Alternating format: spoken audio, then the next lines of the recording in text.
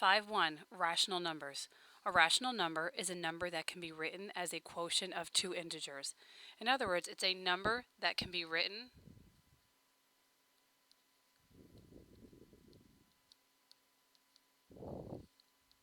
as a fraction. Over to the left, there's a chart that shows you different types of numbers. We have natural numbers, which are numbers 1, 2, 3, 4, and 5. These numbers are natural numbers because those are the numbers that we count with. We have whole numbers, which are just like natural numbers, except they include 0. We don't include 0 as a natural number because we don't start counting with 0. We have our integers, which are our negative and positive numbers. And in this lesson, we're talking about our rational numbers, which you see include fractions, includes decimals, they include integers, and they also include whole numbers. Let's start with this first example, number 7. How do we take the number 7 and write it as a quotient of two integers? How do we write it as a fraction? You can take any whole number and write it over 1. Negative 10 can be written as a fraction by writing negative 10 over 1 or 10 over negative 1. 5 3/4. In order to take a mixed number and write it as a fraction, you have to make it improper. Quick review of taking mixed numbers and making them improper. You take your denominator and multiply that by your by your whole number. You take your product and you add that to your numerator. 4 times 5 is 20.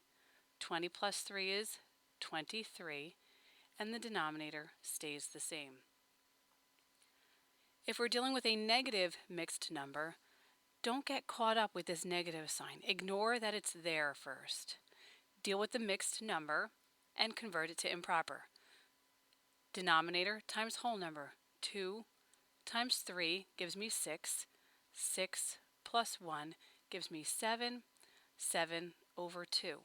Now is where you have to remember the negative sign.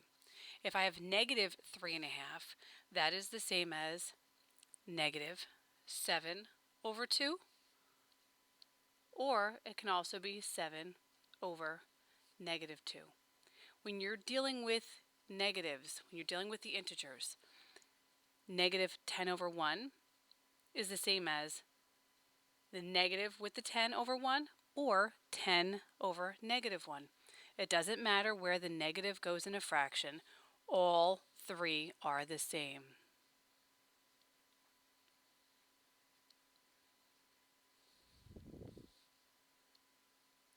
Terminating and repeating decimals. Think about the word terminating. Terminating means to end. So you can take a decimal. It ends. You cannot keep dividing. You have an end. There is no remainder. A repeating decimal is a decimal that keeps on going.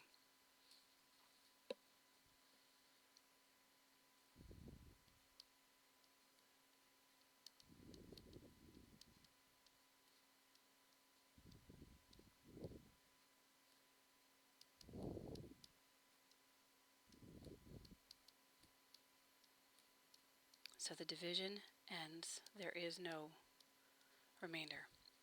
A repeating decimal is when you have a digit or a block of digits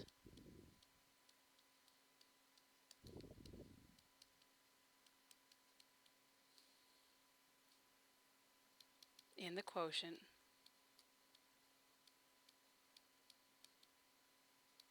that repeats.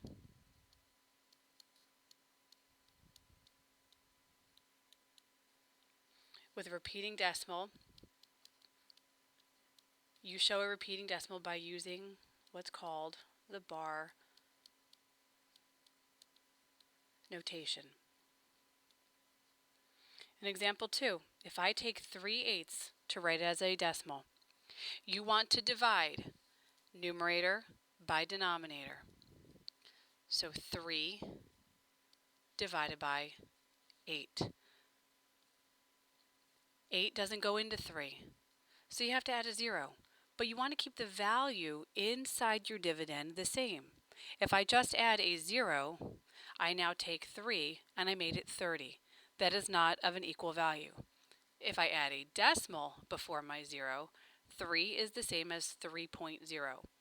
Decimal in the dividend moves up to the quotient. 8 does not go into 3. Place your 0 there. 8 goes into 30 3 times. 8 times 3 is 24. Continue through with your division, adding zeros when needed, and keep going until it stops or until you can identify a pattern.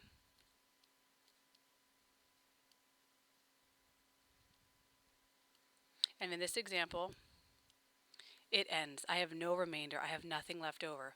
So 3/8 as a decimal is equal to 0.375. 3 and 5/11 as a decimal. If I have a whole number in my mixed number, it's going to be my whole number in my decimal. You don't have to worry about that. Now let's just deal with the 5/11. 5 divided by 11. Again, 11 doesn't go into 5, so we add a decimal and a 0. Decimal goes up. 11 goes into 50 4 times.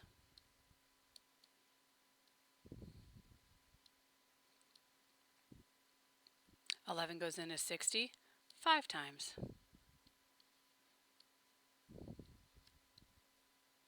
11 goes into 50 4 times.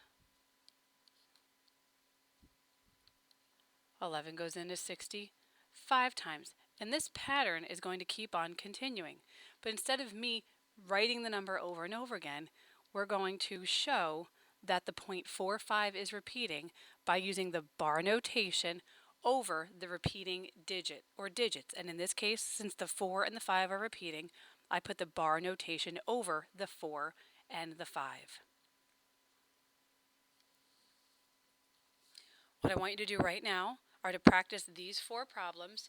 You can press pause, but in a minute I'm going to write the answers down so you can check your work at home.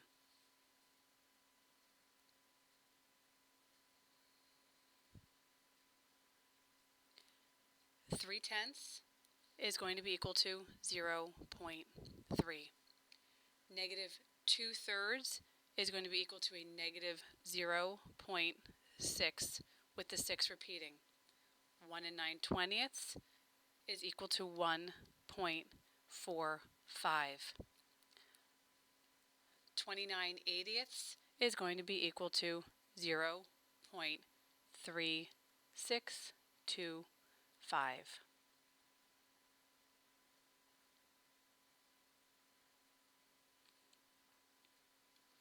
You can use decimals to compare fractions. In this problem, it's talking about of the 50 mammal species found in Canyonlands National Park, 20 species belong to the order Rodentia. Of the 54 mammal species found in Badlands National Park, 24 belong to Rodentia. In which park is the fraction of mammal species belonging to Rodentia greater? So let's write a fraction for each park.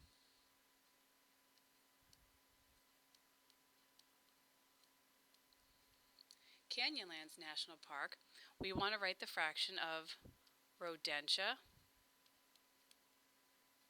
out of the total number of mammal species. And that's going to be equal to 20 Rodentia out of a total of 50. When you divide numerator divided by denominator, you get an answer of 0.4. In Badlands National Park, we're still going to have the same fraction, Rodentia out of the total number of mammal species. And in this example, it was 24 out of 54. When you divide that, you get 0.4, which keeps on going. So we write that as 0.4, or or 0 and 4/10, with the 4 repeating. Now we want to compare them. If I have these two decimals, I like to write them vertically. So I have my 0.4 and my 0.4 repeating.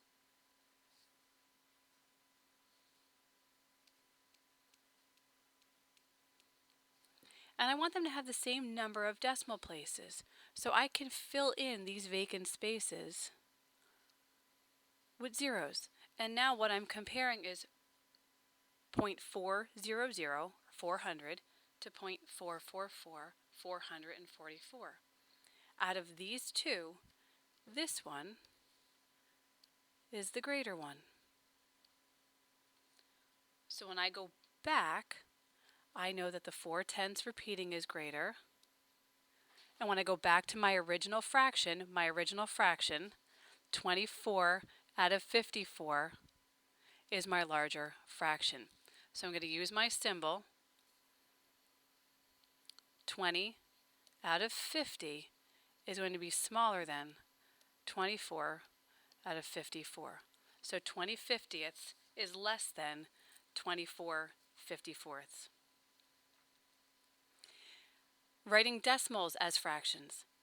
To write a terminating decimal as a fraction or a mixed number, you're going to use the place value of the last digit to determine the denominator of the fraction. I like to use a rule: read it, write it, reduce it. If I have this decimal, 0.7, I'm going to read that as 7/10. Well, I'm going to write as a fraction what I'm reading. 7/10 is written as 7/10, and that cannot be reduced. When I read this decimal, I read it as -3 and 5/100. So I write -3 and 5/100. But the 5/100 can be reduced, so that's going to be equal to -3 and 1/20.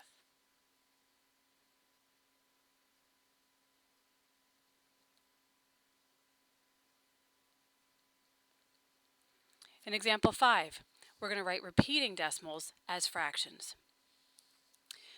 Write 93/100 with the 9 and the 3 repeating as a fraction.